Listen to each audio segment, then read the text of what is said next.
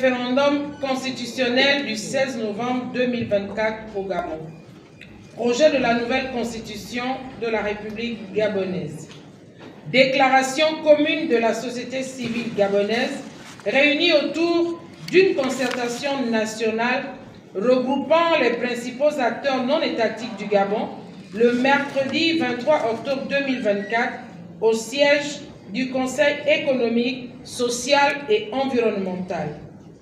Nous, membres de la société civile gabonaise, réunis dans un esprit de concertation et de responsabilité citoyenne, tenons à saluer la publication du projet de constitution qui sera soumis à l'approbation des citoyens lors du prochain référendum constitutionnel prévu le 16 novembre 2024. Ce texte marque une avancée significative dans le renforcement de la démocratie, des droits fondamentaux et des libertés publiques dans notre pays. Ces avancées se traduisent ainsi qu'il suit. 1. Renforcement de la démocratie pluraliste et participative. Le projet de constitution prévoit ainsi de manière claire les mécanismes visant à garantir une participation plus active des citoyens dans la vie politique du pays. Les réformes proposées favoriseront une gouvernance plus inclusive, offrant aux Gabonais des opportunités accrues d'exprimer leurs opinions dans la diversité et de participer au processus de prise de décision qui concerne leur quotidien. La précision du rôle de la société civile en tant qu'acteur du développement démocratique, économique, social, culturel, environnemental et la mise en place de dispositions juridiques facilitant l'expression de l'engagement citoyen. À titre d'illustration, dans le préambule, il y a lieu de relever l'attachement du peuple gabonais à la terre, l'engagement de sa responsabilité devant Dieu, ses ancêtres et son histoire. 2. Institutionnalisation du rôle de la société civile. En ce qui concerne la société civile, le projet de constitution consacre sa place en tant qu'acteur majeur dans le processus de développement durable et définit son rôle, se conférer à l'annexe du décret numéro 408 PR-MIS du 21 octobre 2024 soumettant un projet de constitution à référendum. Article 7. La société civile est une des composantes de l'expression de la démocratie pluraliste et participative. Elle contribue au développement démocratique, économique, social, culturel, environnemental et culturel. 3. Promotion des droits sociaux, économiques, culturels et cultuels, ainsi qu'environnementaux. En ce qui concerne la promotion des droits sociaux, économiques, environnementaux, culturels et cultuels, la nouvelle loi suprême consacre des dispositions en la matière, notamment article 36. L'État garantit à tous les citoyens l'égal accès aux emplois et services publics, sans distinction de sexe, d'appartenance ethnique, politique, religieuse ou idéologique. L'État garantit aux personnes vivant avec un handicap l'égal accès aux emplois et services publics. Il a le devoir de veiller au sein de l'administration au respect des principes d'éthique, de déontologie, de performance, de transparence et de redevabilité, gage du développement harmonieux et durable du pays.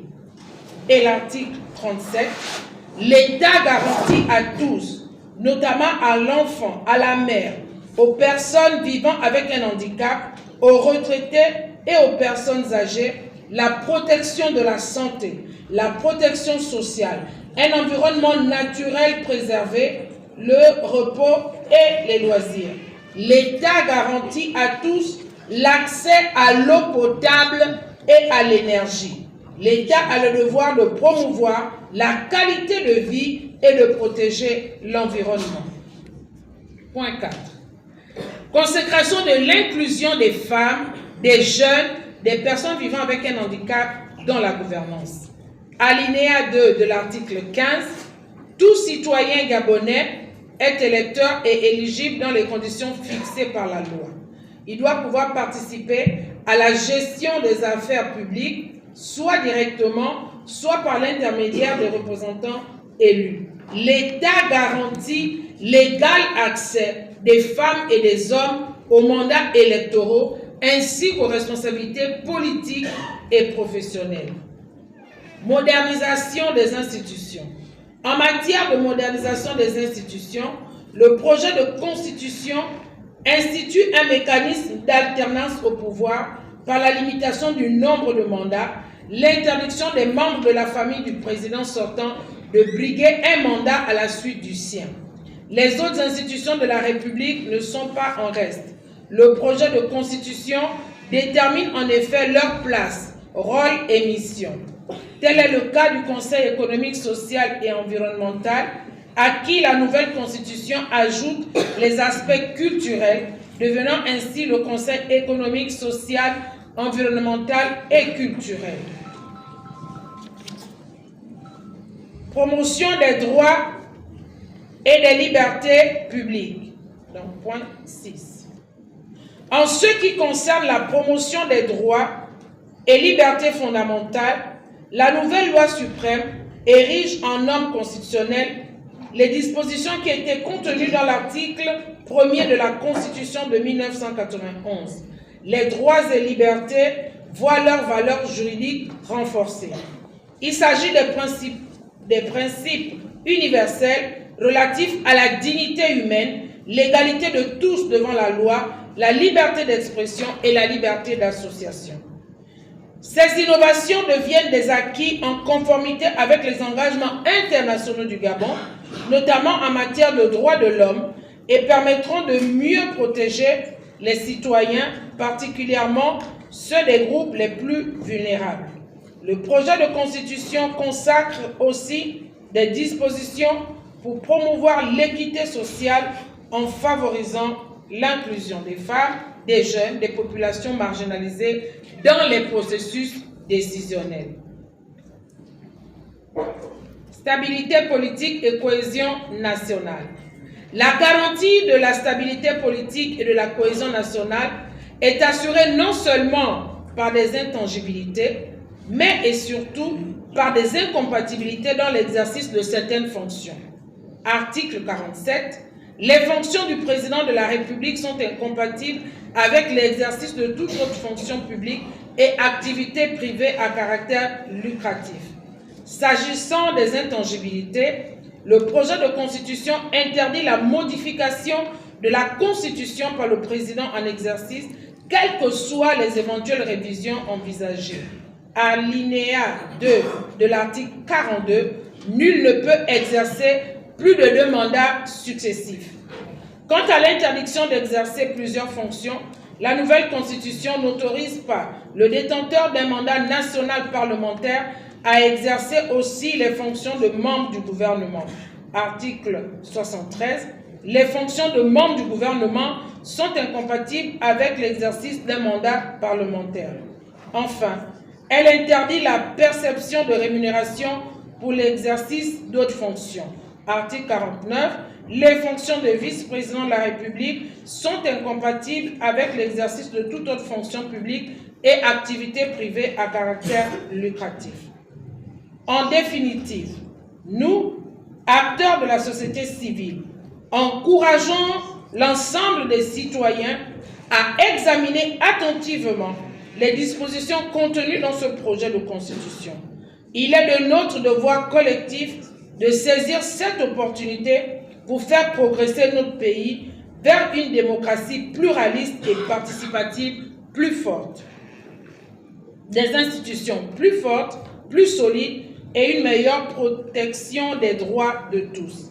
Nous invitons ainsi les Gabonaises et Gabonais à porter une attention soutenue à ce projet constitutionnel innovant qui sera soumis à l'examen final du peuple souverain puisqu'il représente un tournant historique pour l'avenir démocratique de notre nation.